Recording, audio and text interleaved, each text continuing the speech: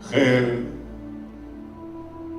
مجھ سے جب بھی کبھی گھر میں فاقہ ہوتا تھا، کھانے کو نہیں ہوتا تھا، تو میرے والد، میرے اسٹیپ فادر مجھ سے کہتے تھے جا تیرے باپ کے پاس اور اس سے کہہ کہ 2 روپیہ دے۔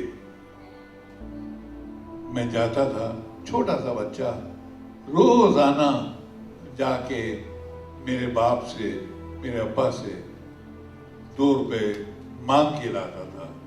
وہ 2 روپے دیتے تھے، وہ 15 روپے ان کی تنخواہ تھی، کب تک دیں گے وہ 2 روپے کے تنخواہ لاتا تھا، اس میں 1 روپے کا آٹا، 8 آنے کی دال، 8 آنے کا گاسلیٹ، اس میں کھانا بنتا تھا۔ جب کھانا میری ماں بنا لیتی تھی تب ہم کھاتے تھے۔ یہ زندگی یوں ہی گزری ہے سر، زندگی نے عیش نہیں کرایا۔ جب کھانے کا وقت تھا تب تو روٹی نہیں ملی، اور جب روٹی آئی تو بھوک مر گئی۔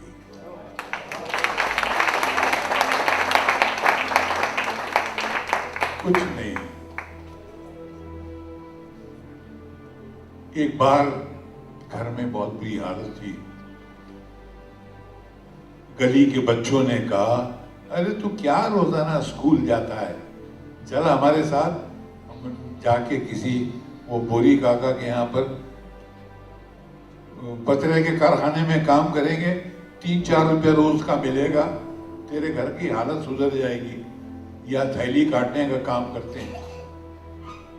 اب میں ان کے ساتھ، میں نے کتابیں پھینک دی، میں نے کہا یہ صحیح ہے، اور میں ان کے ساتھ 3rd فلور پہ ہمارا مکان تھا، وہ روم میں سے چلتا ہوا میں نے ایک سیڑھی سے نیچے پاؤں رکھا، ابھی پاؤں رکھا ہی تھا کہ مجھے لگا کاندھے پہ کسی نے ہاتھ رکھا ہے۔ میں نے مڑ کے دیکھا، میری ماں کھڑی تھی۔ میری ماں نے کہا میں جانتی ہوں تو کہاں جا رہا ہے، تو ان کے ساتھ جا رہا ہے 3 روپے اور 4 روپے روز کے کمانے کے لیے، تاکہ ہمارے گھر کی غریبی دور ہو جائے۔ بیٹا تو جا، جو تیرے من میں ہے تو کر، میں تجھے روکوں گی نہیں، مگر ایک بات یاد رکھنا، یہ گھر کی غریبی، تکلیفیں، اداسی، منحوسیت، بھوک، یہ نہیں ختم ہوگی اس 3 روپے سے۔ تو ساری زندگی کام کرے گا، 3 روپے کا ہی لائق رہے گا، 3 روپے کا ہی رہے گا تو۔ اس سے لڑنے کے لیے میں ہوں۔ تجھے اگر واقعی اپنے اس گھر کی بھوک مٹانا ہے تو ایک کام کر، تو پڑھ، تو پڑھ، میں تیرے ساتھ دکھ جھیلوں گی۔ میری اس ماں نے اس دن اس طریقے سے پڑھ کہا کہ میرے لگا سر سے لے کے پیر تک روم روم میں کسی نے پگھلا ہوا سیسا میرے اندر ڈال دیا۔ میں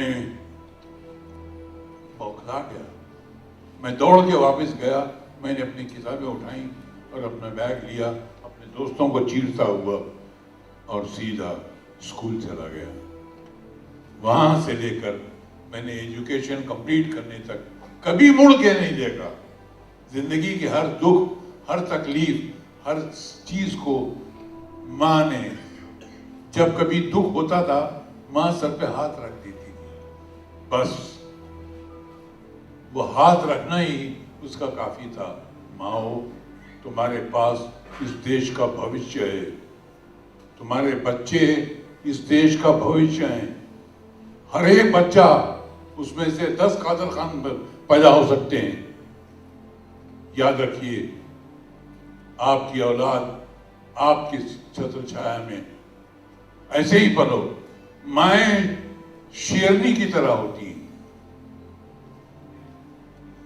شیرنی کی طرح، وہ اسے شیر کی طرح ڈانٹتی ہے، اور جب ضرورت ہوتی ہے تو ہرنی کی طرف سے چاٹتی ہے۔